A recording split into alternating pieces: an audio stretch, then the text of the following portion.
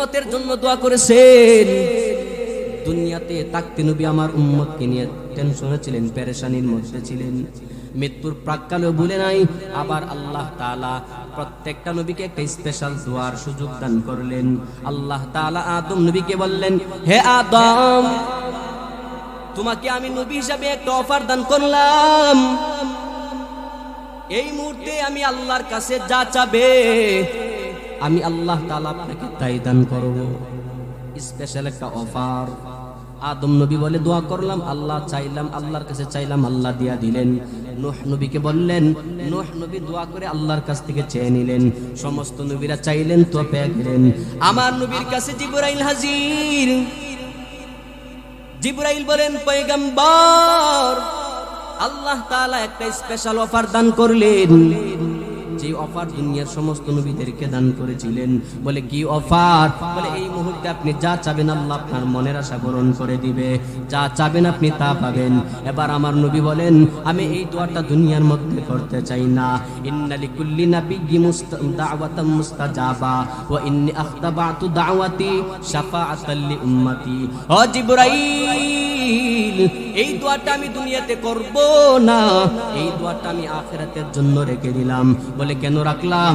আমার এক শ্রেণীর উম্মত যখন জাহান্নামের কাতারের মধ্যে চলে যাবে, তখন আমি রবের সামনে দাঁড়ায় তাদের জন্য সুপারিশ করব।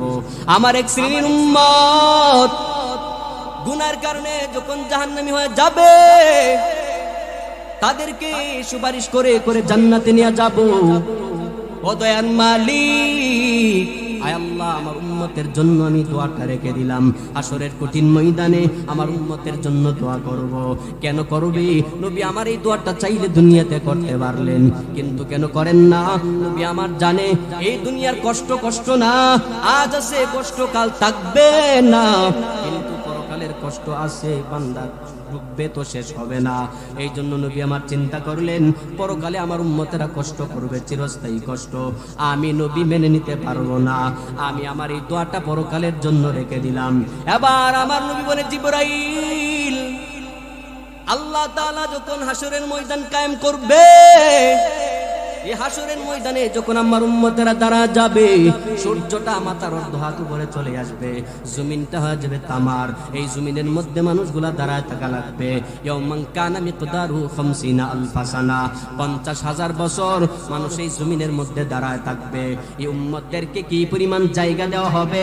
2টা পা রাখার জন্য যেই পরিমাণ জায়গার প্রয়োজন, ওই পরিমাণ জায়গা আল্লাহ তাআলা দান করবে। এর চেয়ে বেশি জায়গা আল্লাহ আমাদেরকে দিবে না। 50,000 বছর দাঁড়ায় থাকা লাগবে। আমার নবী বলেন, ও সাহাবায়ে কেরাম, এই 50,000 বছর দাঁড়ায় থেকে উম্মতেরা হয়ে যাবে বেকারার।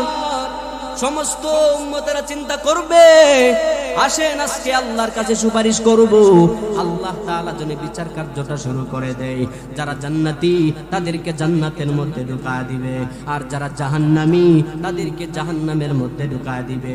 তবু হাসরের ময়দানে আর দাঁড়ায় থাকতে পারবো না।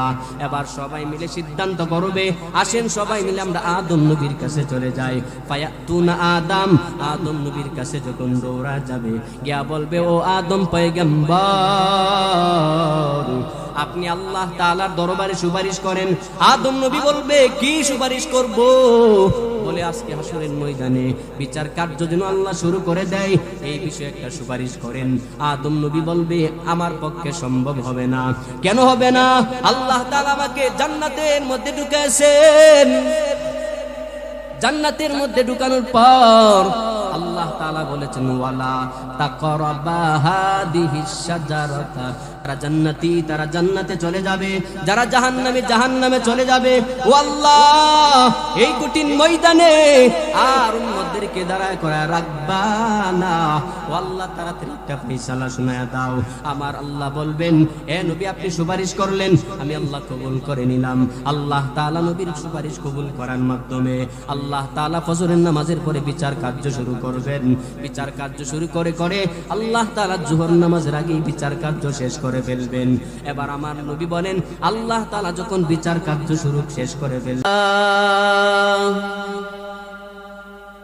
ইল্লা রাহমাতাল লিল আলামিন,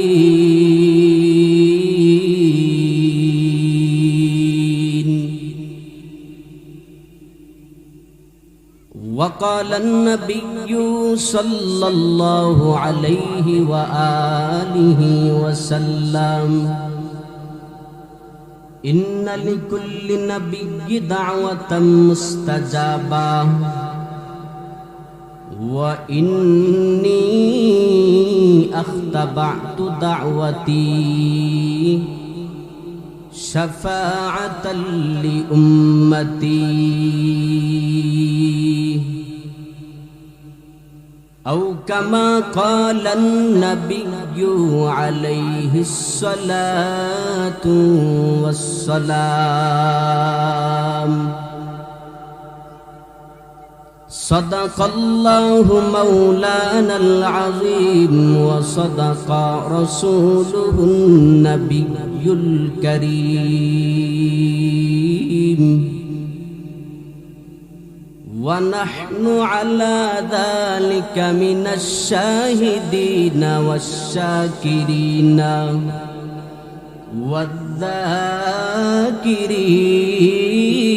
والذاكرين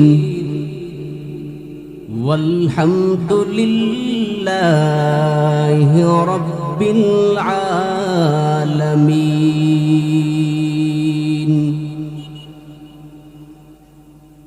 محمد نے آکر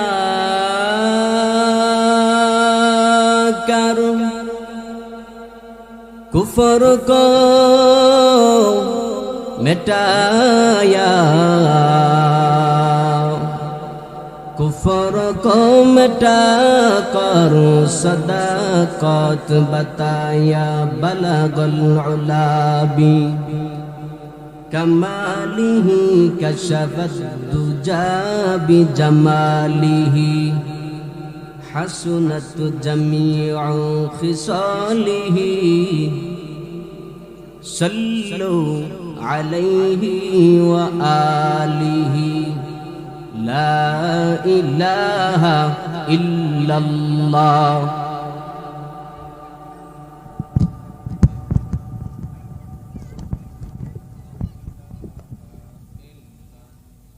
لا إله إلا الله لا إله إلا الله لا إله إلا الله لا إله إلا الله لا إله إلا الله لا إله إلا الله لا إله إلا الله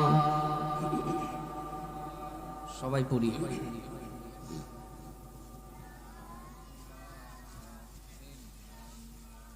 لا إله إلا الله لا إله إلا الله لا إله إلا الله لا إله إلا الله لا إله إلا الله لا إله إلا الله لا إله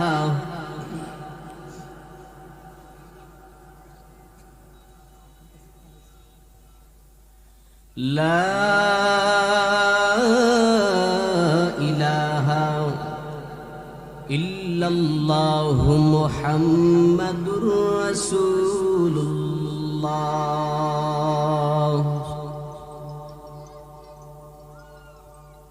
تو दिल में तू आता है समझ में नहीं आता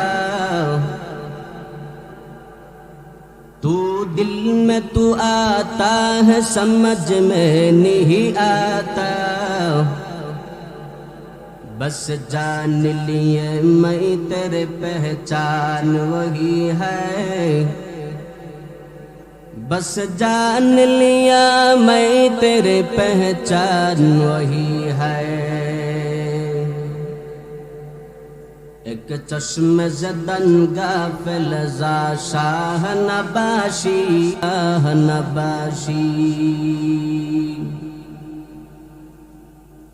আলহামদুলিল্লাহ, নেহায়াত কাবিল এহতরাম উরখুলিয়া মধ্যপাড়া বড়বাড়ি প্রবাসী যুবক বৃন্দের উদ্যোগে আয়োজিত 12তম বার্ষিক ইসলামী মহাসম্মেলনের মুহতারাম সম্মানিত সভাপতি, প্রধান অতিথি, বিশেষ অতিথিবৃন্দ, মুআজ্জাজ মুকাররম জাতির মাতার মুকুট ওয়ারাসাতুল আম্বিয়া হযরত উলামায়ে কেরাম, মহান রবের দরবারে সর্বপ্রথম শুকরিয়া জ্ঞাপন করছি যে মহান মালিক অত্যন্ত দয়া করে, মায়া করে, মহাব্বত করে, ভালোবেসে ফিতনা ফাসাদের সময় দুনিয়াবি সমস্ত প্রকার ফিতনা ফাসাদ থেকে মুক্ত রেখে জান্নাতের বাগান, বেহেশতের বাগানে আশার ও বসার তৌফিকটুকু দান করেছেন। নিয়ামতের শুকরিয়া আদায়ের লক্ষ্যে মুসলমান হিসাবে ইমানের আওয়াজকে উচ্চ করে উচ্চ কণ্ঠে দিল থেকে শুকরিয়া তান সকলে বলি আলহামদুলিল্লাহ। আপনার এই দামি মুবারক মজলিস পেয়ে খুশি না বেজার? কম না বেশি? এটাকে বছরে বারবার করা যায়? বাৎসরিক একটা অনুষ্ঠান বছরে একবার হয়। দুনিয়াতে এমন কোন মানুষ নাই যে মানুষটার দুনিয়াবি কোনো ঝামেলা নাই। মানুষ আছে তো তার ঝামেলা আছে, সাংসারিক ঝামেলা, কোনো না কোনো দিক দিয়া, কোনো না কোনো সেক্টরে তার ব্যস্ততা থাকবেই। সমস্ত ব্যস্ততাকে পেছনে ফেলে আল্লাহ এবং তার রাসূলকে সন্তুষ্ট করার লক্ষ্যে জান্নাতের বাগান, বেহেশতের বাগানে সকলকে আশার ও বসার তৌফিক দান করে সকলে বলি আল্লাহুম্মা আমিন। খুতবাতে একখানা আয়াতে কারিমা তেলাওয়াত করেছি। রাসূলুল্লাহ সাল্লাল্লাহু আলাইহি ওয়াসাল্লামের অসংখ্য অগণিত হাদিস থেকে একখানা হাদিস পাঠ করেছি। আয়াত ও হাদিসকে সামনে রেখে কিছু কথা বলার ইরাদা করেছি। ওয়ামা তৌফিক ইল্লা বিল্লাহ। রাসূলুল্লাহ সাল্লাল্লাহু আলাইহি ওয়াসাল্লামের ভাষ্য মতে এই মাঠটা এখন জান্নাতের বাগান। দুনিয়ার মানুষ জান্নাতে যেতে চায় না এমন মানুষ কতজন আছে? মুসলমানের ঘরে জন্ম নিয়েছে আর জান্নাত চায় না এমন মানুষ আছে? পাওয়া যাবে? সবাই জান্নাত চায়, জান্নাতে যেতে চায়, জান্নাতের নাজ নিয়ামত ভোগ করতে চায়। কিন্তু যেই কাজ করলে রবকে খুশি করা যায়, যেই কাজ করলে প্যারা নবী মুহাম্মদ সাল্লাল্লাহু আলাইহি ওয়াসাল্লাম সন্তুষ্ট হবে, ওই কাজ করতে আমরা প্রস্তুত না।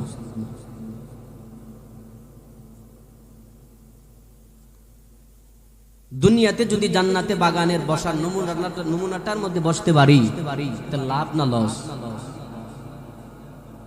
আল্লাহ এবং তার রাসূলের কথা কত পার্সেন্ট বিশ্বাস করেন? যারা সামনে আছেন মনোযোগ দিয়ে শুনবেন তো ইনশাআল্লাহ। আল্লাহ এবং তার রাসূলের কথা কত পার্সেন্ট বিশ্বাস করেন?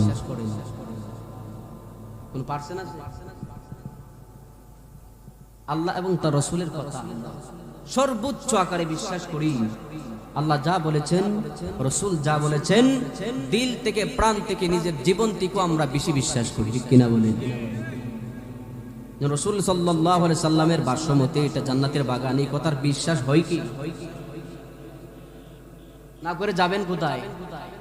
এই বিশ্বাস যদি না থাকে জান্নাত পাওয়া সম্ভব হবে? এজন্য জান্নাতের বাগানে অথবা দুনিয়াবি মজলিসে তারাই আসতে পারে যাদেরকে আল্লাহ পাক তৌফিক দান করেন। যত মুসলমান সবাই কি জান্নাতের মালিক হবে? সবাই হবে? হবে মায়ের খাওয়ার পর। যদি ঈমান নিয়ে মরতে পারে, রাসূলুল্লাহ সাল্লাল্লাহু আলাইহি ওয়াসাল্লামের ভাষ্য মতে মায়ের খাওয়ার পরে, গুনাহের কারণে, অপরাধের কারণে জাহান্নামে শাস্তি ভোগ করার পরে শুধুমাত্র ঈমানটার কারণে একদিন না একদিন জান্নাতের মেহমান হবে।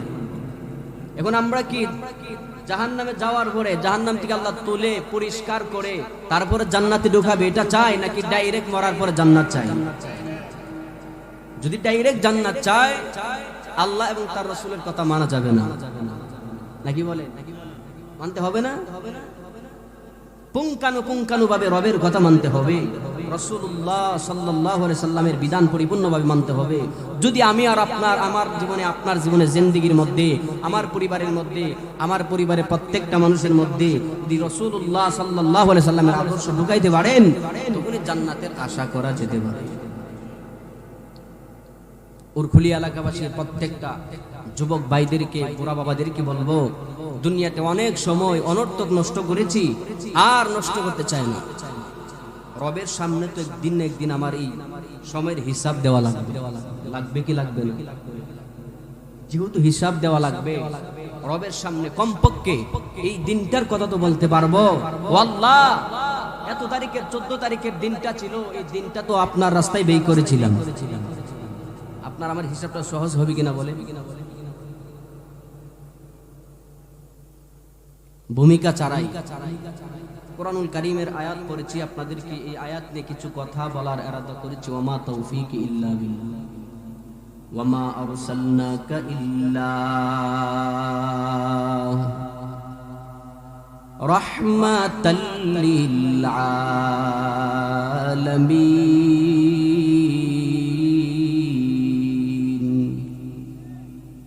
আল্লাহ তাআলা বলেন, হে মুহাম্মদ সাল্লাল্লাহু আলাইহি ওয়াসাল্লাম,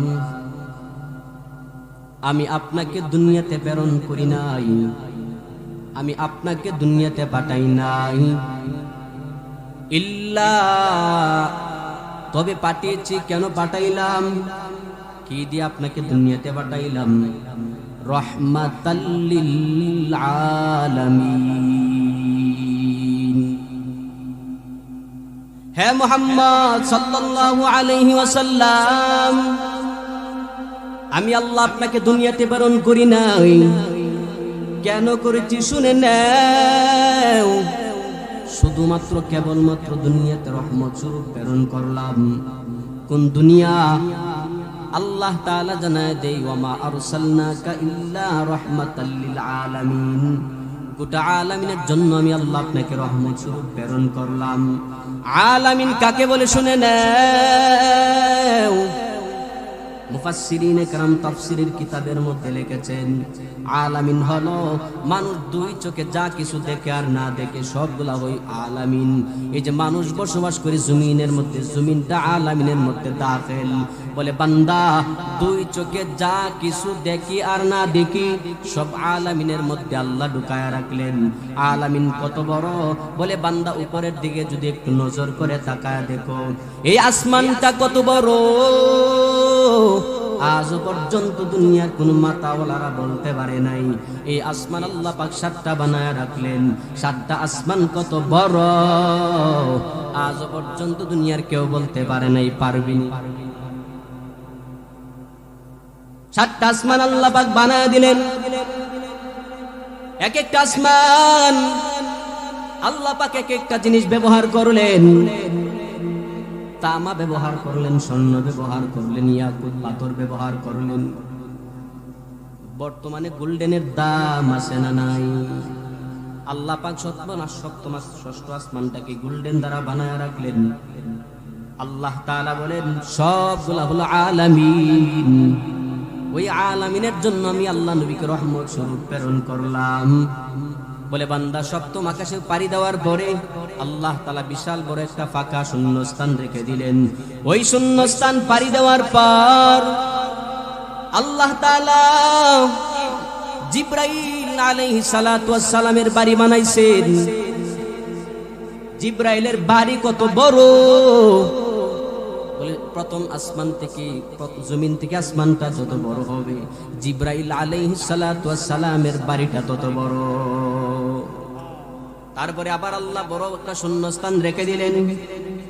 ওই বড় শূন্যস্থান পাড়ি দেওয়ার পর হযরতে মিকাইল আলাইহিস সালাতু ওয়াস সালামের বাড়ি বানায়া রাখলেন। মিকাইলের বাড়ি পাড়ি দেওয়ার পর আল্লাহ তাআলা ইসরাফিল আলাইহিস সালাতু ওয়াস সালামের বাড়ি বানায়া রাখলেন। ইসরাফিলের বাড়ি পাড়ি দেওয়ার পর আল্লাহ তাআলা আজরাইল আলাইহিস সালাতু ওয়াস সালামের বাড়ি বানায়া রাখলেন। আজরাইলের বাড়ি পাড়ি দেওয়ার পর লোহ কলম আরশ কুরসি আল্লাহ পাক সবগুলো পরের মধ্যে রেখে দিলেন। বান্দা সব পাড়ি দেওয়ার পর আল্লাহর আরশ পাড়ি দেওয়ার পরে বান্দা লামা কালা জামা কি আছে না আছে আল্লাহ ছাড়া দুনিয়ার কেউ বলতে পারবে না। কিন্তু বান্দা নিচের দিকে তাকাও, বিশাল বড় জমিন। এই জমিন কোথায় থেকে শুরু কোথায় গিয়ে শেষ হয়ে গেল আজ পর্যন্ত দুনিয়ার কোনো বৈজ্ঞানিক বলতে পারে নাই, আর কুশিঙ্কালও বলতে পারবে না। জমিনটা ওই দেশ থেকে শুরু হয়ে গেল, উত্তরে শুরু হয়ে গেল, দক্ষিণে ওই দেশে গিয়ে আবার শেষ হয়ে গেল, পূর্ব দিকে ওই দেশ থেকে শুরু আবার পশ্চিম দিকে ওই দেশে গিয়ে শেষ হয়ে গেল। এমন ধরনের কথা আজ পর্যন্ত দুনিয়ার কোনো মানুষ বলতে পারে নাই। আল্লাহ তাআলা এমন জমিন 7টা বানায় রাখলেন। 7টা জমিনকে রাখলেন একটা পাথরের উপর। পাথরটা কত বড় হবে বান্দা একটু চিন্তা করে নাও। 7টা জমিন, পাথরটাকে রাখলেন আল্লাহ পাক একটা মাছের উপরে। সুবহানাল্লাহ বলবেন না? মাছটা কত বড় হতে পারে? মুফাসসিরিনে কেরাম জানায় দেয় 7টা জমিন, ওই পাথর আবার মাছটাকে রাখলেন আল্লাহ পাক পানির মধ্যে। পানিগুলা কোথায় কি পরিমাণ আছে একমাত্র আল্লাহ ভালো জানেন। আল্লাহ পাক পানিগুলারে রাখলেন একটা প্লেটের মধ্যে, প্লেটের উপরে রাখলেন। ওই প্লেটটা কত বড় আল্লাহ ছাড়া দুনিয়ার কেউ জানে না। ওই প্লেটের নিচের অংশটাকে বলা হয় পাতাল। আসমান থেকে পাতাল পর্যন্ত যেই বর্ণনা শুনতে পাইলেন কোরআনের ভাষায় সবগুলাকে বলা হয় আলামিন। আল্লাহ তাআলা জানায় দেয় পয়গম্বর, গোটা আলামিনের জন্য আমি আল্লাহ আপনাকে রহমত স্বরূপ প্রেরণ করলাম। গোটা আলামিনের জন্য আপনি নবী হলেন দয়া, গোটা আলামিনের জন্য আপনি নবী হলেন করুণা, গোটা আলামিনের জন্য আপনি হলেন মায়া। বিশেষ করে মানব জাতির জন্য আপনি পার্সোনালি ভাবে মায়া হল, দয়াদার, দয়ালু, করুণা। আপনি মানব জাতির জন্য আপনার দিল থেকে বানায়া দিলাম দয়া, মানব জাতির জন্য আপনাকে বানাইলাম করুণা, মানব জাতির জন্য আপনাকে বানায়া দিলাম রহমান, মানব জাতির জন্য আপনাকে বানায়া দিলাম দয়ালু। ও নবী আমার, আপনার উম্মতের মায়া আপনার মনটার মধ্যে ঢুকায়া দিলাম। কি পরিমাণে জানুনি? আমার আল্লাহ বলেন গোটা আলামিনের মধ্যে যত মাখলুক আছে তার মধ্যে হলো শ্রেষ্ঠ মাখলুক হলো মানুষ। এই মানুষের মায়া আমার নবীর মধ্যে কম না বেশি? কি পরিমাণে মায়া! নবীর দরবারে সাহাবী এসে বলে, পয়গম্বর, ও নবী আমার, আমাকে আল্লাহ তাআলা কত কন্যা সন্তান দান করেছেন, আমি সমস্ত কন্যা সন্তানদেরকে নিজের হাতে দাফন করে ফেললাম, কোন কন্যা সন্তান লবণ খাওয়ায় আমি মেরে ফেললাম। ও পয়গম্বর, এই যে কন্যা সন্তানগুলো আমি হত্যা করলাম, জিন্দা দাফন করে ফেললাম, আমারে বলেন না আল্লাহ তাআলা আমার এই গুনাহগুলা ক্ষমা করবে কি করবে না? এবার আমার নবী বলেন, দাহিয়া শুনো, আমার সঙ্গে তুমি পড়ো লা ইলাহা ইল্লাল্লাহু মুহাম্মাদুর রাসূলুল্লাহ, মুহাম্মদ হামদু হামদু খুদা বস, खुदा हमद मुहम्मद मुस्तफा बस, रब्बियत खुदा की है जहाँ तो, नबूवत मुस्तफा की है वहाँ तो, हम सुरातो हम सिराते मुस्तफा। আল্লাহ তাআলা বলেন, এ পয়গম্বর, গোটা আলামিনের জন্য আপনাকে দয়ালু বানাইলাম। তাহিয়া কালবি নবীর সামনে এসে দাঁড়া গেলেন, ও পয়গম্বর, আমি আমার কন্যা সন্তানদেরকে হত্যা করে ফেললাম। ও পয়গম্বর, আপনি বলেন না আল্লাহ তাআলা আমার এই গুনাহ ক্ষমা করবে কি করবে না? এবার নবী বলেন, দাহিয়া পড়ো লা ইলাহা ইল্লাল্লাহ মুহাম্মাদুর রাসূলুল্লাহ। এই কালিমা পড়তে দেরি হবে, আল্লাহ তাআলা গুনাহ ক্ষমা করতে দেরি করবে না। এবার দাহিয়া নবীর হাতে কালিমা পড়ে মুসলমান হয়ে গেলেন। মুসলমান হওয়ার পর দাহিয়া চোখের পানি ফালায় কান্নাকাটি করতে লাগলেন। আমার নবী বলেন, দাহিয়া শুনো, তোমাকে জোর করে মুসলমান বানানো হয় নাই, কেন চোখের পানি ফালায় তুমি কান্না করতে লাগলা? এবার দাহিয়া বলে, মুসলমান হয়েছে জন্য আমি চোখের পানি ফালায় কান্না করি না। ও পয়গম্বর, আমি কেন চোখের পানি ফালায় কান্না করি জানেননি?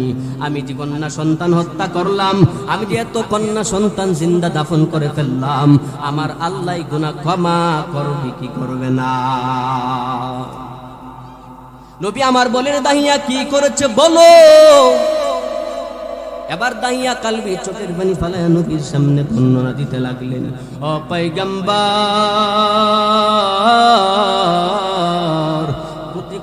কয়েকদিন আগে তো আমি ব্যবসা করার জন্য যখন সফরে বের হয়ে যাব, কয়েক বছর আগে, 6 বছর আগে আমি ব্যবসা করার জন্য যখন বের হয়ে যাব, আমি তাকায় দেখি আমার বিবির গর্ভের মধ্যে একটা সন্তান চলে আসলেন। আমি আমার বিবিরে জানায় দিলাম, বিবিরে, এই সন্তান যদি ছেলে সন্তান হয় লালন পালন করবা, বড় করবা, কোনো অসুবিধা নাই। আর যদি কন্যা সন্তান হয় লালন পালন করবা না, বড় করবা না, দাফন করে ফেলবা, না হয় তুমি গলা টিপে হত্যা করে ফেলবা, না হয় লবণ খাওয়ায় মেরে ফেলবা। হে বিবি, আমার যদি কন্যা সন্তান হয় লালন পালন করবা না, জিন্দা দাফন করে দিবা। নবী আমার এই ওসিয়ত করে আমি বিবির থেকে বিদায় নিয়ে ব্যবসার জন্য চলে গেলাম। কয়েক বছর পরে ব্যবসা করে যখন আমি বাড়ির মধ্যে ফিরে আসলাম, 6 বছর পরে বাড়ির মধ্যে হাজির। 6 বছর পরে বাড়ির মধ্যে আসার পরে ছোট্ট একটু বাচ্চা আমাকে জড়ায় জড়ায় আব্বু আব্বু বলে ডাকতে লাগলেন। ও বাবা আমার, এত বছর আপনি কোথায় আমাদেরকে ছেড়ে কোথায় লুকিয়েছিলেন? ও বাবা আমার, আমাদের কাছ থেকে আপনি কোথায় দূরে গিয়ে পড়িয়েছিলেন? ও বাবা, আপনি আমাদেরকে ছেড়ে আর কুশৃঙ্খলে দূরে কোথাও যাবেন না। ও বাবা আমার, আজকে থেকে আপনি আমাদের কাছেই থাকবেন, আমাদের সাথেই চলাফেরা করবেন। ও বাবা, আপনি দূরে কোথাও যাবেন না। ও নবী আমার, এই বলে বলে একটা ছোট্ট বাচ্চা কন্যা সন্তান আমাকে জড়ায় জড়ায় আব্বু বলে ডাকতে লাগলেন। আমি আমার বিবিরে জিজ্ঞাসা করলাম, এ বিবি আমার, এই যে ছোট্ট বাচ্চাটা আমাকে আব্বু বলে ডাকে, এই বাচ্চাটা কার, তুমি আমারে জানায় দাও। এবার বিবি চোখের পানি ফালায় বলে, স্বামী আমার, ব্যবসা করার জন্য যখন আপনি বাহিরে চলে গেলেন, এই সন্তানটা আমার কন্যা সন্তান ছিল, কিন্তু আপনার ওসিয়ত কেন পালন করতে পারলাম না জানেননি? আমি তাকায় দেখি এত সুন্দর ফুটফুটে একটা কন্যা সন্তান, এই সন্তানের চেহারা দেখে আমার বড় মায়া লেগে যায়। আমি আমার কন্যা সন্তানটাকে মারতে পারি নাই। ও স্বামী আমার, এত সুন্দর সন্তানকে কেউ মারতে পারে? এই সন্তানকে মারা যাবে না, এই সন্তানকে আমি ঠিক মতন মারতে পারি না। যখন মারতে যায় তার চেহারার দিকে তাকাইলে আমার পরিপূর্ণ মায়ায় মনটা ভরে যায়। ও স্বামী আমার, কত মানুষ সন্তান চায় কিন্তু সন্তান পায় না, আল্লাহ তাআলা খুশি হয়ে একটা কন্যা সন্তান দিলেন, এই সন্তানটাকে আমি মারতে পারলাম না। দাহিয়া কালবি বলেন, বিবি রে, তুমি আমার কথা অমান্য করেছো, তুমি শাস্তির যোগ্য হয়ে গেলা। এবার তুমি শুনে নাও, এই যে জাহিলিয়াতের যুগের মানুষ কন্যা সন্তান দেখতে পারে না, যাদের ঘরে কন্যা সন্তান হয় তাদেরকে জিন্দা দাফন করে দেওয়া হয়। যদি দাফন না করে তাহলে তাদের পিতামাতাদেরকে তারা তিরস্কার করে নিন্দা জানায়। এই যে আমি যখন ঘর থেকে বের হয়ে যাব, আবু জাহেল উতবা সাইবা তারা আমাকে নিয়ে মস্কারা করবে, ঠাট্টা বিদ্রুপ করবে, আমি তাদের মস্কারা ঠাট্টা বিদ্রুপ সহ্য করতে পারবো না। এবার বিবি বলে, এ স্বামী আমার ধৈর্য ধারণ করেন, আল্লাহ সন্তান দিয়েছে, আল্লাহ দিয়েছেন, আল্লাহই রক্ষা করবে। নবী দাহিয়া কালবি বলেন, পয়গম্বর, আমি ঘর থেকে যখন বের হয়ে গেলাম, বাজার করার জন্য যখন বাজারে যাই, আবু জাহেল আমাকে ডেকে বলে, দাহিয়া তোমার ঘরে নাকি শুনলাম একটা কন্যা সন্তান, তুমি কন্যা সন্তানের বাবা, তোমার মতন কপাল পোড়াই সমাজের মধ্যে কেউ হতে পারে না, তোমার মতন হতভাগাই সমাজের মধ্যে কেউ হতে পারে না। আবু জাহেলের কথা শুনে আমি নিজের মনটাকে ধরে রাখতে পারলাম না, বাড়ির মধ্যে দৌড়ায় হাজির হয়ে গেলাম। আমার বিবির ডেকে বলি, রে বিবি, আমার হাতের মধ্যে একটা খন্তা দাও, এই কন্যা সন্তানকে আমি আর দুনিয়াতে বাঁচায় রাখবো না, এই কন্যা সন্তান আজকে আমি জিন্দা দাফন করে ফেলবো। কিন্তু কোনোভাবে আমার বিবিকে বুঝাইতে পারলাম না। এবার একটা কৌশল অবলম্বন করলাম। আমি আমার বিবিরে বললাম, এই বিবি, বাচ্চাটাকে নিয়ে তার নানার বাড়িতে বেড়ানোর জন্য চলে যাব, তুমি বাচ্চাটাকে সুন্দর করে সাজায় দাও। আমার বিবি বাচ্চাটাকে সুন্দর করে সাজায় লাগলেন। বাচ্চাটাকে নিয়ে পুরো প্রান্তের দিকে আমি রওনা হয়ে গেলাম। যাইতে যাইতে এমন এক জায়গার মধ্যে গিয়ে পৌঁছলাম, যেই জায়গার মধ্যে দুনিয়ার কোনো মানুষ দেখা যায় না। এবার আমি পরিপূর্ণ সিদ্ধান্ত নিলাম, এই মরুভূমি পাকা জায়গার মধ্যে আমার সন্তানটাকে আমি হত্যা করে ফেলবো। ও নবী আমার, এই সুযোগ নিয়ে আমি কন্যা সন্তানটাকে এখানে গর্ত খনন করলাম। গর্ত খনন করার পর আমার কন্যা সন্তানটা আমার দিকে বারবার আব্বু বলে ডাকে, আর বলে, ও বাবা, তোমার গর্ত খনন করার কারণে তোমার চেহারা দিয়ে গাম বেয়ে বেয়ে জমিনে পড়তে লাগলেন। ও বাবা আমার, আপনি উপরে আসেন, আমার নতুন জামা দিয়ে আপনার গামগুলো আমি পরিষ্কার করে দিতে চাই। ও নবী আমার কন্যা সন্তানটা এত সুন্দর সুন্দর কথা বলতে লাগলেন, তারপরও মায়া হয় নাই। এক পর্যায়ে সিদ্ধান্ত প্রস্তুত করে নিলাম। করা যখন শেষ করে ফেললাম, কন্যা সন্তানটাকে লাত্তি মেরে গর্তের মধ্যে আমি ফালায়া দিলাম। ওই কন্যা সন্তানটা বলে, বাবা আমার, আপনি আমাকে মারবেন না, আমি বুঝতে পেরেছি। আমার মা অনেক গল্প শোনায়েছেন, আমার মা বলেছেন জাহিলি যুগের মানুষগুলা কন্যা সন্তান বাঁচায় রাখে না। ও বাবা আমার, আপনি কি তাদের মতন বাবা হয়ে যাবেন নাকি? আপনিও কি তাদের মতো আমাকে মেরে ফেলবেন নাকি? ও বাবা, তুমি আমাকে মারবা না, তুমি আমাকে ছেড়ে দাও, অন্য কোনো দেশে চলে যাব, অন্য গ্রামে চলে যাব। এই গ্রামে আর কুশ্চিনকালে আমি থাকতে চাই না, আর আপনাকে কুশ্চিনকালেও আমি বাবা বলে পরিচয় দিব না। আমার মাকে আমি আর কোনোদিন মা বলে ডাকবো না। ও বাবা, তবু আপনি আমাকে মারবেন না, আপনি ছেড়ে দেন, অন্য কোন এলাকার মধ্যে আমি চলে যাব। ও নবী আমার, এইভাবে কাকুতি মিনতি করার পর আমার দিলে কোনো মায়া নাই। আমি কন্যা সন্তানটাকে উপর থেকে মাটি ফালাইতে লাগলাম। মাটি ফালানোর পর কন্যা সন্তানটা উঠে দাঁড়া যায়। মাটিগুলা তার শরীর থেকে যখন পড়ে যায়, তাকে আমি এবার তাকে মারার পরিপূর্ণ সিদ্ধান্ত নিয়ে নিলাম। হঠাৎ করে তাকায় দেখি বিশাল বড় একটা পাথর আমার চোখের সামনে পড়ে গেল। এই পাথরটা আমি হাতে নিলাম। এই পাথরটা নিয়ে আমার কন্যা সন্তানের চেহারার মধ্যে ডিল মারলাম। কন্যা সন্তানের চেহারার মধ্যে যখন আমি ডিল মারলাম, মাথা পেটে পিঙ্কি দিয়া রক্তগুলো আমার চেহারার মধ্যে এসে ভরে গেল। শেষবার একবার বলো, আব্বু তুমি আমারে মারবা না। ও বাবা আমার, আপনি ছেড়ে দেন, কুশ্চিনকালেও আপনাকে আব্বু বলে ডাকবো না, আপনি ছেড়ে দেন, আপনার কাছে আমি কোনোদিন সন্তানের পরিচয় নিয়ে যাব না। ও নবী আমার, তারপর আমার সন্তানের জন্য কোনো মায়া লাগে না। আমি আমার কন্যা সন্তানকে উপর থেকে মাটি ফালাইতে লাগলাম। মাটি ফালাইয়া যখন বরাট করে ফেললাম, শেষবার একটা আওয়াজ, ও বাবা আমার, আপনি আমাকে গর্ত থেকে তুলেন, আমি এই গর্তের মধ্যে একা থাকতে পারবো না। আপনি আমাকে মার কাছে যাওয়া লাগবে না, আমার কোনো পরিবারের কাছে যাওয়া লাগবে না, আপনি আমাকে গর্ত থেকে তুলে ছেড়ে দিন, ভিন্ন কোনো দেশে চলে যাব। নবী গো, তারপর আমার কন্যা সন্তানের জন্য কোনো মায়া লাগে না। কিন্তু আমি কন্যা সন্তানটাকে যখন গর্তের মধ্যে দাফন করলাম, বাড়ির মধ্যে যখন আমি চলে আসলাম, এরপর থেকে ঠিক মতন খাইতে পারি না, ঠিক মতন ঘুমাইতে পারি না, আমি ঠিক মতন চলতে পারি না। ঘুমের ঘরে যখন আমি হাজির হয়ে যাই, কেমন যেন আমার কন্যা সন্তানটা আমাকে জড়ায় জড়ায় বলে, আব্বু তুমি আমারে কেন মারলা? আমি যখন খাইতে যাই কেন যেন আমার সন্তানটা চোখের পানি ফেলায় বলে, আব্বু তুমি আমাকে কেন মারলা? ও নবী আমার, আমি ঠিক মতন ঘুমাইতে পারি না, ঠিক মতন খাইতে পারি না। ও পয়গম্বর, আপনি আমাকে জানায় দিন কন্যা সন্তানটাকে যে হত্যা করলাম, আল্লাহ তাআলা আমার এই গুনাহ ক্ষমা করবে কি করবে না? এবার নবী আমার বলে, রাহিয়া তুমি যে আমার সঙ্গে পড়েছ লা ইলাহা ইল্লাল্লাহ মুহাম্মাদুর রাসূলুল্লাহ, এই সাক্ষ্যটা যখন তুমি আমার সঙ্গে দিয়া দিলা, আল্লাহ তাআলা জিন্দেগীর সব গুনাহ ক্ষমা করে দিয়েছেন।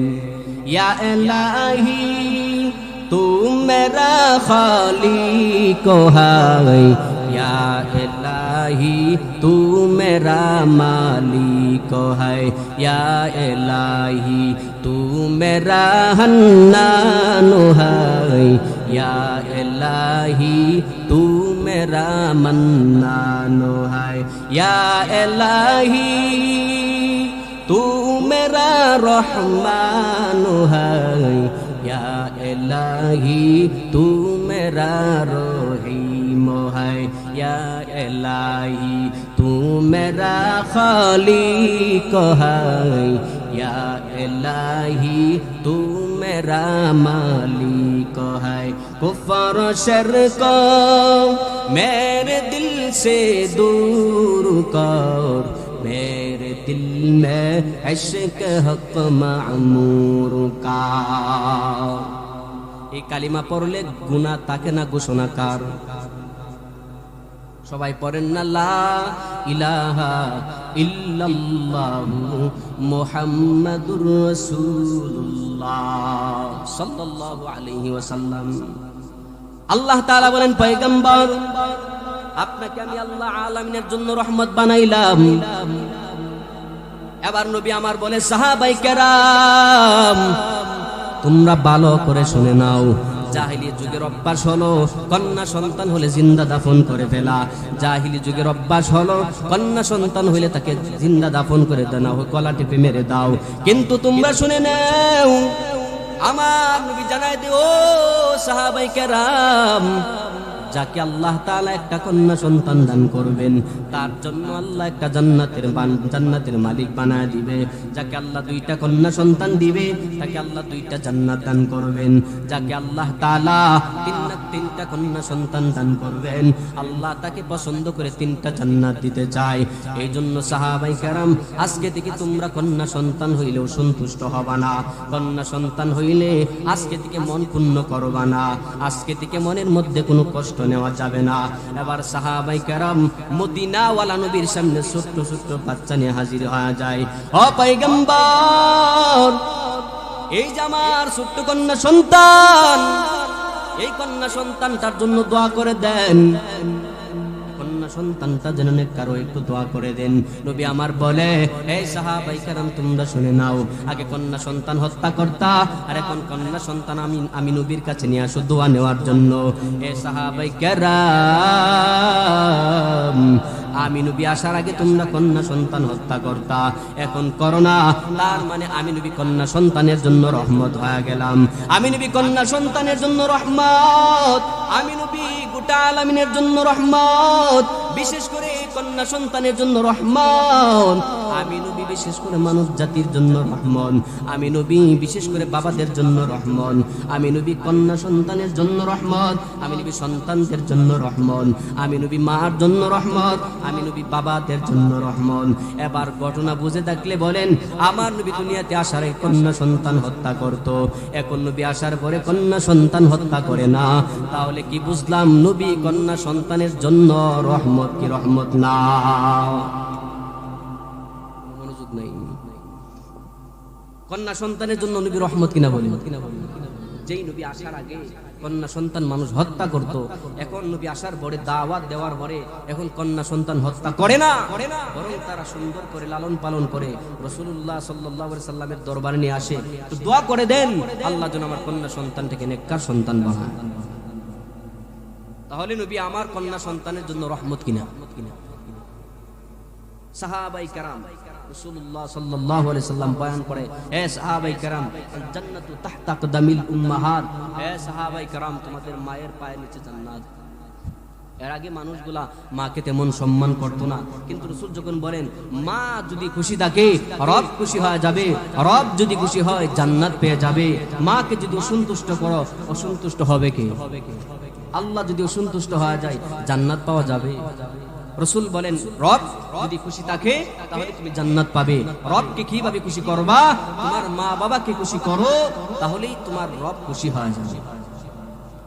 এবার সাহাবায়ে কেরাম মা বাবাকে সম্মান করতে লাগলেন, মাকে সম্মান করে বাবাকে সম্মান করে। এজন্য ঘটনা বুঝে দেখলে বলেন, আমার নবী দুনিয়াতে আসার পরে মার সম্মান বাড়লো না কমলো?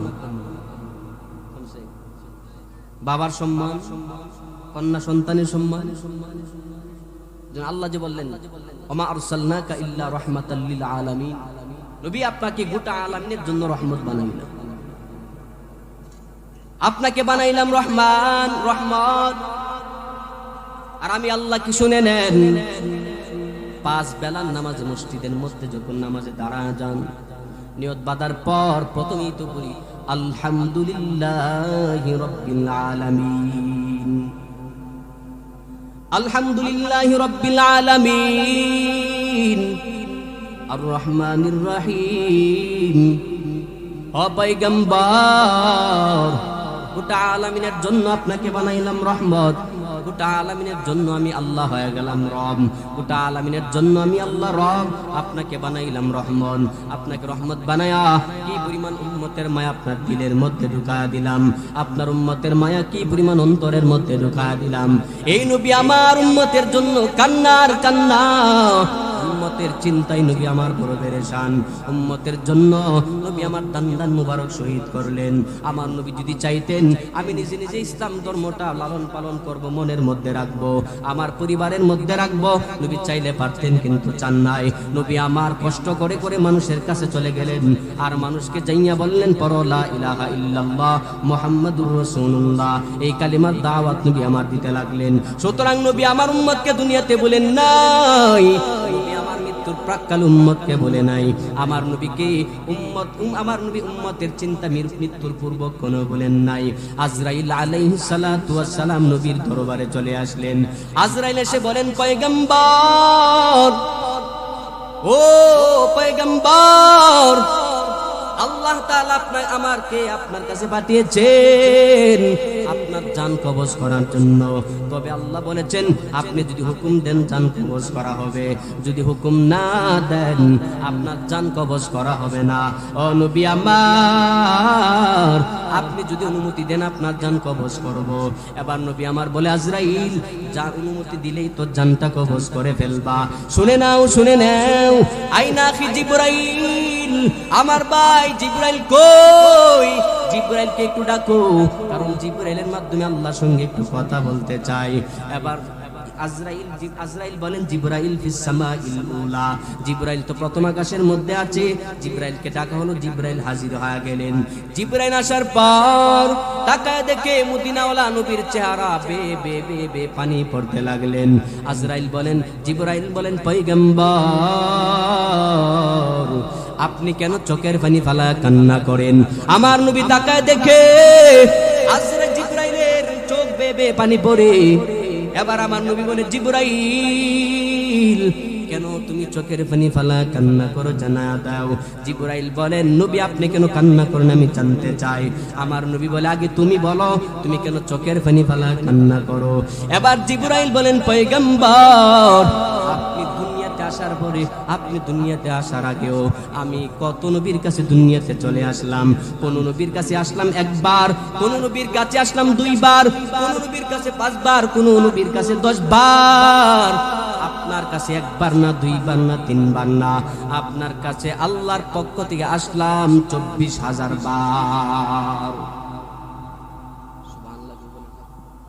সবাই ঘুমাইতেছেন, কি করেন? জিবরাইল বলেন পয়গম্বর, সমস্ত নবীর কাছে আসলাম 1 বার, 2 বার, 5 বার, 10 বার, 100 বার। আপনার কাছে রবের পক্ষ থেকে একবার, দুইবার, তিনবার, 100, 200 বার আসি নাই, আপনার কাছে আল্লাহর পক্ষ থেকে আসলাম 24,000 বার। ও পয়গম্বর আমার, 24,000 বার আপনার কাছে আসার পর আপনার প্রতি কেমন যেন আমার মায়া লেগে যায়, আপনার প্রতি কেমন যেন আমার দয়া জমে যায়। এখন যে আপনি আজরাইলকে অনুমতি দেন, আজরাইল জান কবজ করে ফেলবে, আপনার সঙ্গে আমার আর দেখা হবে না, আপনাকে মন চাইলো আর কোনদিন দেখতে পারবো না। ও পয়গম্বর, আপনি যে চলে যাবেন রবের ডাকে, রবের সাথে মোলাকাতের জন্য চলে যাবেন, এই চিন্তা করে আমি জিবরাইল চোখের পানি ফেলায় কান্না করতে লাগলাম। এবার জিবরাইল বলেন, পয়গম্বর, আপনি কেন চোখের পানি ফেলায় কান্না করেন? আমার নবী বলে, জিবরাইল, তুমি কি মনে করেছো হাসান হুসাইনের মোহাব্বতে কান্না করি? আমার মেয়ে ফাতেমা রাদিয়াল্লাহু তাআলা আনহার মোহাব্বতে কান্না করি? না না, আমি আমার মেয়ের জন্য চোখের পানি ফেলায় কান্না করি না, হাসাইনের জন্য চোখের পানি ফেলায় কান্না করি না। আমি কেন কান্না করি? বলে, আমি যখন দুনিয়া থেকে আজকে বিদায় নিয়ে রবের সঙ্গে সাক্ষাতের জন্য চলে যাব, তাহলে কিয়ামত পর্যন্ত দুনিয়াতে উম্মত আসবে, এই উম্মতেরা যখন আসবে আমি নবীকে তারা পাবে না, আমি নবীকে যখন তারা পাবে না তখন তারা গুনাহ করে পথভ্রষ্ট হয়ে যাবে, তারা গুমরা হয়ে যাবে, আমি নবীকে না পেলে তারা জাহান্নামের লাইনে চলে যাবে। ও জিবরাইল, এই গুনাহগার উম্মতকে রেখে আমি আল্লাহর কাছে চলে যেতে পারবো না। এবার জিবরাইল আল্লাহর সাথে হাজির, আল্লাহর কাছে গিয়ে বলে, ও আল্লাহ, আপনার পয়গম্বর আপনার উম্মতের চিন্তায় নিয়ে নিয়ে চোখের পানি ফেলায় কান্না করে, আর আজরাইলকে অনুমতি দিতে চাই না, বলে উম্মতেরা পথভ্রষ্ট হয়ে যাবে, উম্মতেরা গুমরা হয়ে যাবে, এই চিন্তা করে আজরাইলকে জান কবজ করার জন্য অনুমতি দিতে চাই না। এবার আল্লাহ তাআলা বলেন, জিবরাইল, আমার নবীর কাছে যাইয়া তুমি জানায়া দাও, এই নবী যখন দুনিয়া ছেড়ে চলে যাবে, কিয়ামত পর্যন্ত যত উম্মত দুনিয়ার মধ্যে আসবে সমস্ত উম্মতের জিম্মাদার স্বয়ং আমি আল্লাহ হয়ে গেলাম। নবী দুনিয়া থেকে যাওয়ার আগে উম্মতের দাম বাড়াইছে না কমাইছে? আওয়াজ কইরা বলি। নবী যদি চাইতেন আজরাইলকে অনুমতি দিতেন, আজরাইল জান কবজ করে আল্লাহর সঙ্গে মোলাকাতের ব্যবস্থা করতেন, কিন্তু অনুমতি দেই না। কেন দেই না? বলে আমার উম্মতের কি অবস্থা হবে। এই ঘটনা দ্বারা কি বুঝলেন? মৃত্যুর আগেও নবী উম্মতকে বলে নাই, দুনিয়া তাকতে আবার নবী আমার উম্মতি উম্মতি, আল্লাহুম্মা হদি কওমি ফাইন্নাহুম লা ইয়ালামুন। ও দয়ার মালিক, এই মানুষগুলো আমার চিনে না, জানে না, এজন্য মানতে পারে না। ও আল্লাহ, আপনি তাদেরকে ধ্বংস করবা না, আপনি তাদেরকে হেদায়েত দান করেন। তারা যদি হেদায়েত পেয়ে যায়, একদিন না একদিন তাদের পক্ষ থেকে কালিমার দাওয়াত প্রকাশ হয়ে যাবে। নবী আমার উম্মতের জন্য দোয়া করে নাই, উম্মতের জন্য দোয়া করেছেন। দুনিয়াতে থাকতে নবী আমার উম্মতকে নিয়ে টেনশনে ছিলেন, পেরেশানির মধ্যে ছিলেন, মৃত্যুর প্রাক্কালেও ভুলে নাই। আবার আল্লাহ তাআলা প্রত্যেকটা নবীকে একটা স্পেশাল দোয়ার সুযোগ দান করলেন। আল্লাহ তাআলা আদম নবীকে বললেন, হে আদম, তোমাকে আমি নবী হিসাবে একটা অফার দান করলাম, এই মুহূর্তে আমি আল্লাহর কাছে যা চাবে আমি আল্লাহ তাআলা আপনাকে তাই দান করব। স্পেশাল একটা অফার। আদম নবী বলে, দোয়া করলাম, আল্লাহ চাইলাম, আল্লাহর কাছে চাইলাম, আল্লাহ দিয়া দিলেন। নূহ নবীকে বললেন, নূহ নবী দোয়া করে আল্লাহর কাছ থেকে চেয়ে নিলেন। সমস্ত নবীরা চাইলেন তো পেয়ে গেলেন। আমার নবীর কাছে জিবরাইল হাজির। জিবরাইল বলেন, পয়গম্বর, আল্লাহ তাআলা একটা স্পেশাল অফার দান করলেন, যে অফার দুনিয়ার সমস্ত নবীদেরকে দান করেছিলেন। বলে, কি অফার? বলে, এই মুহূর্তে আপনি যা চাবেন আল্লাহ আপনার মনের আশা পূরণ করে দিবে, যা চাবেন আপনি তা পাবেন। এবার আমার নবী বলেন, আমি এই দোয়াটা দুনিয়ার মধ্যে করতে চাই না।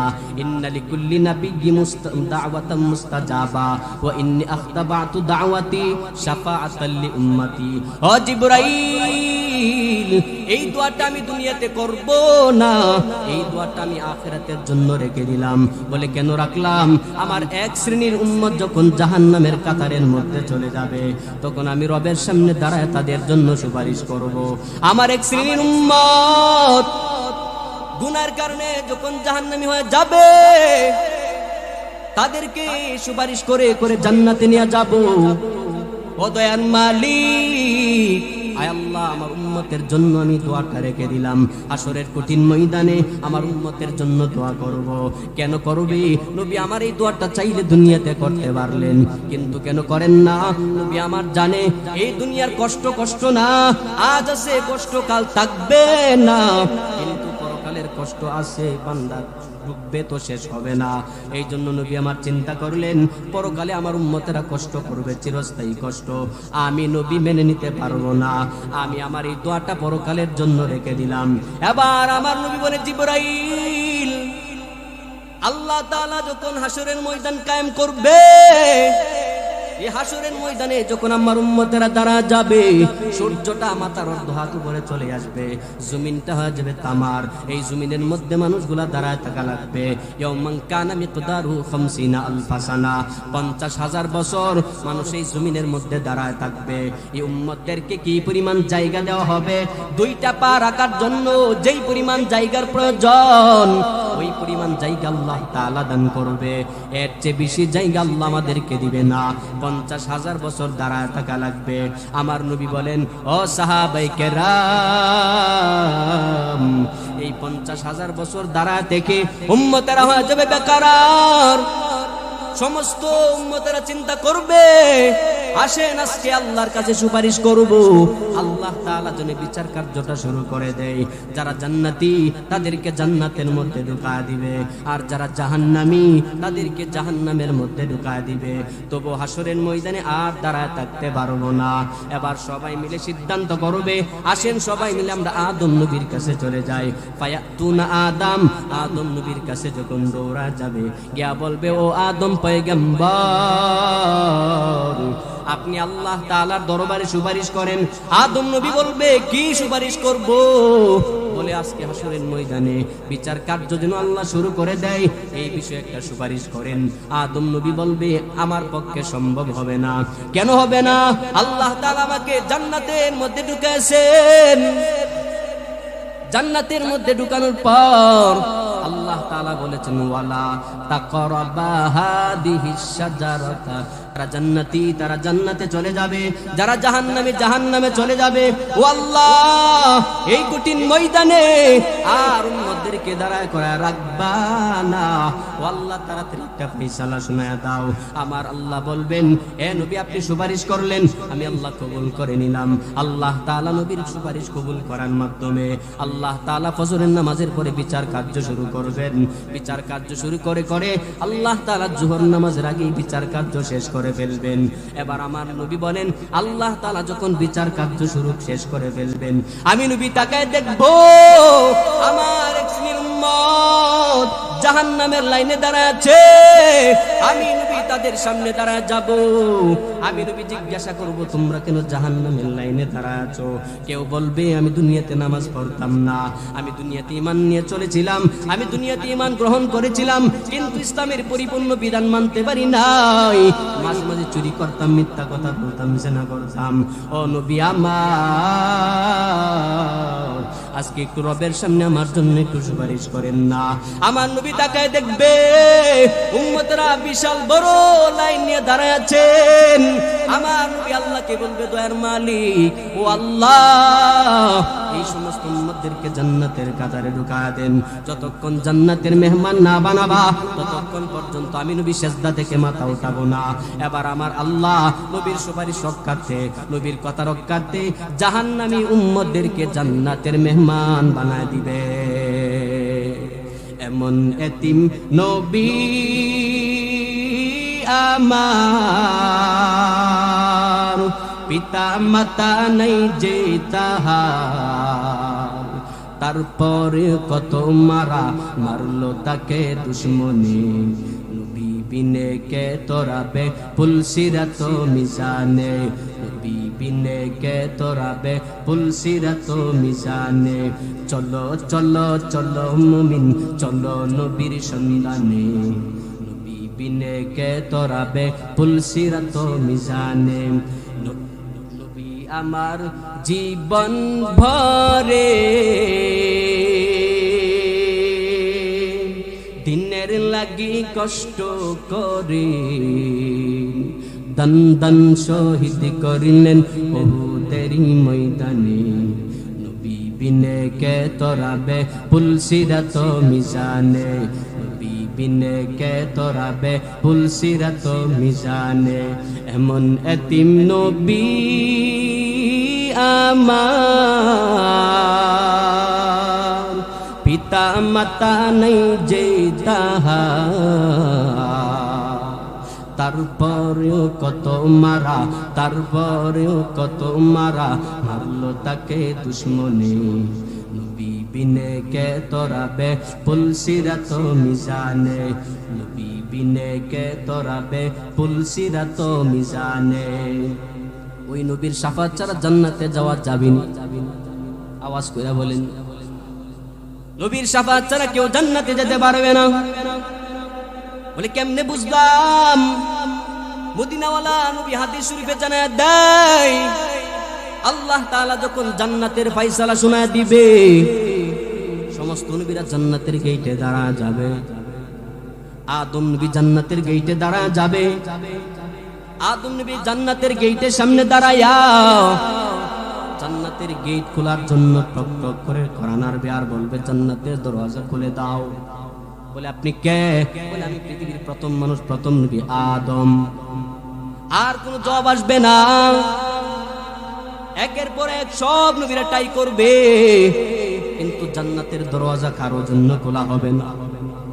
আমার আপনার নবী সাইয়্যিদুল মুরসালিন রাহমাতাল লিল আলামিন জান্নাতের গেটের সামনে দাঁড়া যাবে।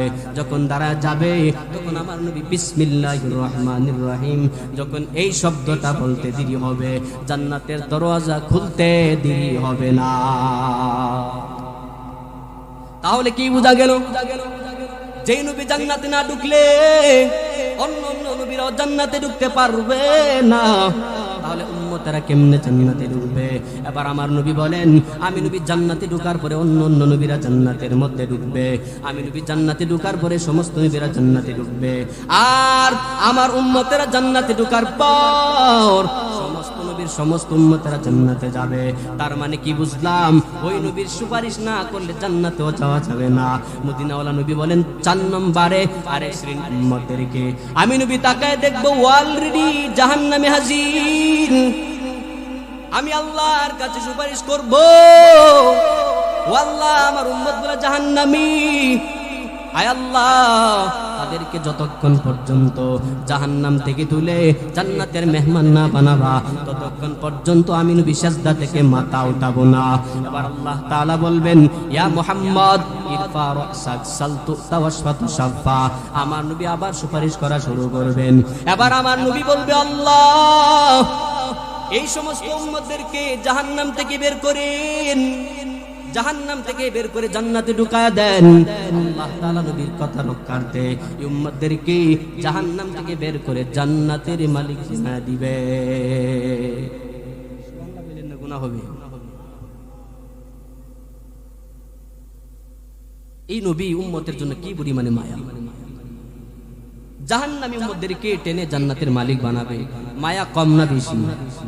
ভালো যদি বাসতে চাও ওই নবীকেই বাসো। হ্যাঁ যুবক ভাইরা, একটা মেয়েকে যেই পরিমাণে ভালোবাসো তার চেয়ে 100 গুণে বেশি আমার নবীকে ভালোবাসা লাগবে। ঠিক কিনা বলেন? একটা মাইয়ারে যেই পরিমাণ ভালোবাসো ওই পরিমাণ ভালোবাসা যদি আল্লাহকে এবং তার রাসূলকে বাসতে তাহলে তো জান্নাতের মালিক হয়ে যাবে। একটা মাইয়ার জন্য মারে ফালায়া দিলা, বাবারে ফালায়া দিলা। মারে বলো, মা তুমি বুড়া হয়ে গেছো, তোমার মাথার মগজ নষ্ট হয়ে গেছে, এখন তোমার আমি সন্তান বেশি। কিন্তু না না, মা বাবার কাছ থেকে কোনো সন্তান বেশি বুঝতে পারে না। আপনি কেমনে বেশি বুঝবেন? আপনার 20 বছর 40 বছর আগে দুনিয়াতে আপনার মা বাবা আসছে, আপনি 20 বছর পরে দুনিয়াতে আসলেন, তার থেকে আপনি কেমনে বেশি বুঝবেন? যেন সুন্দরী মাইয়ার যেই পরিমাণ ভালোবাসো, মা বাবার সন্তান যেই পরিমাণে ভালোবাসো, তার চেয়ে শত কোটি গুণে বেশি ভালোবাসা আমার নবীকে ভালোবাসা লাগবে। এই পরিমাণ ভালোবাসা যদি নিয়ে চলতে পারো, হাসরের ময়দানে শাফাত নিয়া জান্নাতে যেতে পারবা। ওয়া মা আরসালনাকা ইল্লা রাহমাতাল লিল আলামিন। আল্লাহ তাআলা বলেন, পয়গম্বর, গোটা আলামিনের জন্য আপনাকে রহমান বানায় প্রেরণ করলাম, আর গোটা আলামিনের জন্য আমি আল্লাহ রব হয়ে গেলাম। সুতরাং আপনি প্রত্যেকটা সেক্টরে রহমত। উম্মতেরা বুঝে না, এই জন্য উম্মতেরা মানতে চায় না। যদি বুঝতো তাহলে উম্মতেরা নবীর জন্য জীবন দিয়া দিত। আজকে যারা নবীর বিরুদ্ধে কথা বলে, নবীকে গালি দেয়, প্রকৃত উম্মত হলে সহ্য করতে কোনদিন পারে না। উম্মতকে মারলে উম্মতেরা পাগল হয়, কিন্তু নবীরে গালি দিলে উম্মতেরা চুপ করে বসে। আমার নবীর দাম মার থেকে বেশি না কম? আওয়াজ করে বলেন, বেশি না কম? বাবা থেকে কম না বেশি? আপন ভাই থেকে কম না বেশি? বাবারে গালি দিলে তো আপনার সহ্য হয় না, নবীরে গালি দিলে কেমনে সহ্য করে? গোটা আলামিনের জন্য আল্লাহ পাক আমার নবীকে রহমত স্বরূপ প্রেরণ করলেন। আল্লাহ হলেন রব, জানায় দিলেন, হে পয়গম্বর, আপনাকে রহমান রহমত মেনে যারা চলবে, আপনাকে নবী মেনে যারা চলবে, আপনার শাফাত যদি পেতে চায়, আপনার সুন্নতের ইত্তেবা করা লাগবে। সুন্নতের ইত্তেবা কি? সুন্নতের ইত্তেবা হলে যখন পানি পান করবে তখন দাঁড়ায় খাবে। কেমনে খাবে? সুন্নতের ইত্তেবা হলো যখন বিড়িটা খাবে ডান হাতে খাবে, নাকি বলেন? আগে তো একটা সমাজ ছিল যে হুজুর দেখলে মানুষ বিড়ি খাইতো না। এখন তো এমন পাগল হয়েছে, হুজুর দেখলে আর বেশি খায়। কারণ হুজুর নিয়ে কিছু বলে আর ও 5টা হুজুরে জবাব দিবে। হুজুর যদি বলে একটা, আমি জবাব দিব 5টা। এই নিয়তে গেল হুজুরের সামনে বিড়ি খায়। আছে না নাই? বিড়ি খাওয়াটা একটা কেমন ধরে বাহাদুরি হয়, অন্যায় করাটা কেমন ধরে একটা বেড়াগিরি হয়। আমি একটা পুরুষ, আমি অন্যায় করতে পারি, আপনি পারেন না জন্য করেন। বিষয়টা কেমন যে পারে না সে করে না?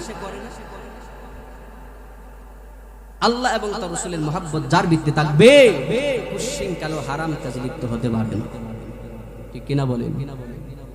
যদি কেউ প্রকৃত জান্নাত চায়, কুশ্চিন কালো নামাজ ছাড়তে পারে না। যে নামাজ ছাড়ে সে কোনোদিন বলতে পারে না আমি জান্নাত চাই। কারণ যে নামাজ পড়ে না সে জান্নাত পাবে কিভাবে? জান্নাত পাওয়ার মাধ্যমই তো হলো নামাজ। ঠিক কিনা বলেন? আপনি সারাদিন তাসবিহ পড়লেন, নামাজ নামাজ নামাজ নামাজ, জান্নাত চাই, জান্নাত জান্নাত জান্নাত। সারাদিন তাসবিহ পড়লেন জান্নাতের, সারাদিন তাসবিহ পড়লেন নামাজের, কিন্তু মুষ্টি দিকে সেজদা দিলেন না, কত প্রকারের জান্নাত পাবেন? কথা কাজে ঠিক রেখে যদি আমল করতে পারেন, তাহলে রবের দরবারে সামনে দাঁড়ায় জান্নাতের আশা করতে পারবেন। এজন্য বলনেওয়ালা, শ্রবণ করনেওয়ালা সবাইকে রাসূলুল্লাহ সাল্লাল্লাহু আলাইহি সাল্লামের মহব্বত নিয়ে চলার তৌফিক দান করুন। সকলে বলি আমিন। বলনেওয়ালা, শ্রবণ করনেওয়ালা সবাইকে কথাগুলোর উপর আমল করার তৌফিক দেন। আবার বলি আমিন। মা আলাইনা ইল্লাল বালাগ। আসসালামু আলাইকুম ওয়া রাহমাতুল্লাহ।